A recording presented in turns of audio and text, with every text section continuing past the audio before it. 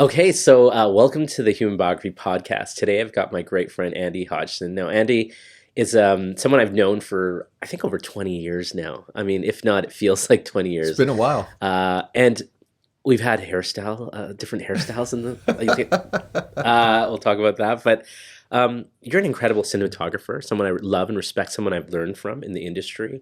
Maybe give a bit of a background about your life and your career. Well, first of all, thanks for having me, Yeah. Sherrod and Nisha and the crew from Human Biography. This is amazing that you guys are getting this up and running and that I might be your first guest. Yes. Long story short, I'm from half Spanish, half Central American, half Ecuadorian, from Nicaragua. I lived around the Middle East, parts of Turkey, and then came to Canada to go to film school. Wow. So I graduated in 2004 out of Capilano College. Yeah. Took 2 years of film and just started doing cinematography, which is kind of what I fell in love with at the time.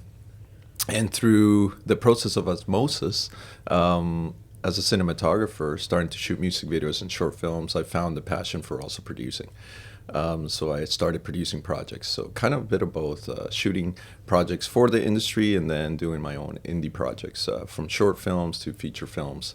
And at about 2012, 2013, my business partner, John Silverberg, which you know, I which love he might our be on this brother. Our podcast brother. too Yes, sometime. absolutely. Absolutely. We started Red Castle Films. And so from there on, kind of took shape for feature films and everything else we've been doing, yeah.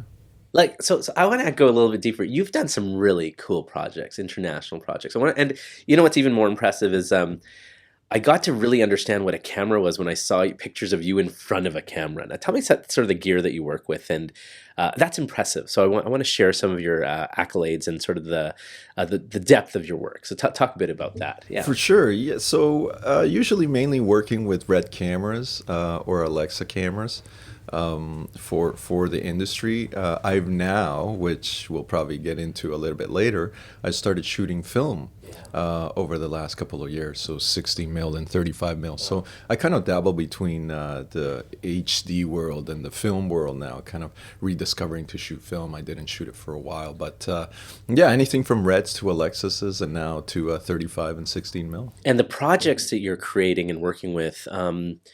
Netflix, right? You know, you've been on some major productions, and you're that guy, and that is a big goal for many filmmakers out there. So, how does that happen? What is the advice you have for filmmakers to get yourself onto a set to actually get that opportunity? Well, you know, it's been an interesting career. For the Yeah, first 10 years, I'm not gonna lie, I compared myself to others. yeah. I would challenge myself heavily to try to be like others, just because I was kind of still young in the industry and didn't really find my footing. But over the last now 9 years, I guess I've been in film 19 years now. I found my footing and I stopped comparing myself and I stopped sort of seeing why is that person getting that job and Yeah. why is that person and why didn't I get that job. So when I surrendered to all of that is kind of when I saw the light and life just started happening. And instead of me trying to control life, I just allowed it to happen. And then the jobs started coming in. People Flow. started, yes, You got into exactly. your flow.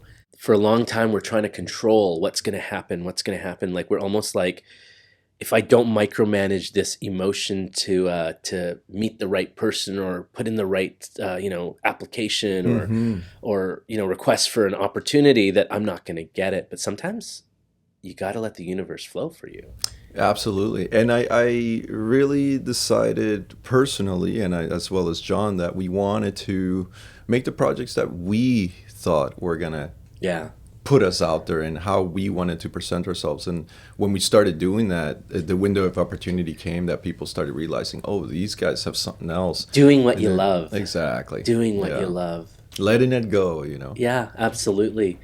Um, I am very proud to say that you have created an incredible film. We got to do a bit of behind the scenes.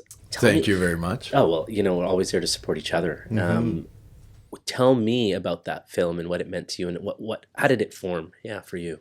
So I'll take it back a little bit. Yeah. El Mulatto is like a springboard from El Color Negro, which was my first Black Lives Matter film that I did. I was very touched by the George Floyd uh, um, incident, and I was very affected by it, being half black myself. So I wanted to take matters into my own hands and kind of tell the stories through my point of view, and not just post another piece of news, or the black. I think they had the black frame going Yes, on that's right. Instagram. So when it sprung from El Color Negro, I decided to make El Mulatto, because El Mulatto, as most of you know, mulatto's mixed. It could be half black, half white, could be half black, half Spanish, could be half black, half Asian, half black, half anything. So in that sense, I wanted to touch base, and I was really inspired through El Color Negro, my first film, about the 1920s, and Mm. that's kind of 100 years ago, Wow. right? So the Roaring Twenties was kind of an opening for Black people. They were able to have speakeasies, they were able to have their own businesses. A lot of great musicians, poets were coming out of that era. Was kind of sort of the new era for blacks. And being 100 years ago, I kind of wanted to represent that. So I was inspired by Langston Hughes, who was a great poet at the time. He wrote a poem called Mulatto, and it was really hard to get the rights for it, being 100 years later. So I decided to contact Omari Newton through a friend of mine, who's a really good black writer here and poet in Canada, Yeah.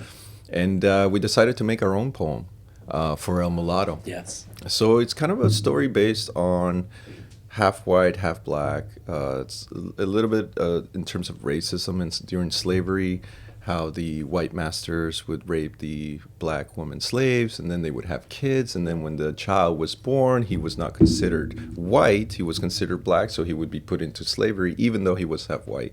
So that's kind of the overall of the story. Definitely told through visuals that I hope people may not understand. Yeah. That you may have to watch the film a couple of times to really understand what's going on. Yeah. So I actually asked my producers, which Jesse Anthony and Phil Planta, to help me out. And Phil actually came through with a gentleman called Donald Sales, and when I saw pictures of him, I thought, this is the character. I mean, the look and the way this man is built, he, looks like from that era. He looked like somebody who had worked at a plantation and had a very hard life. And then when we did the test photography with him, I was sold. At the time, I believe I was shooting a movie in Ottawa when we were doing the test photography for him. So I was just getting some JPEGs on the computer, and it was really late night, and I should probably gone to sleep because I needed to be on set at 6 a.m. Wow. But I was so intrigued by this actor and looking at all these photos that Yeah. they have taken of him. And he did an incredible job. I mean, he has no lines in the film, but just the way he portrays the character, as this. I'm not going to tell you what it is Yeah, until, yeah. but yes, he did an amazing job, and his look is incredible. When you think about the narrative of a film, because I'm learning myself through the process, I went from shooting short interviews to long form interviews to long form documentaries and learning.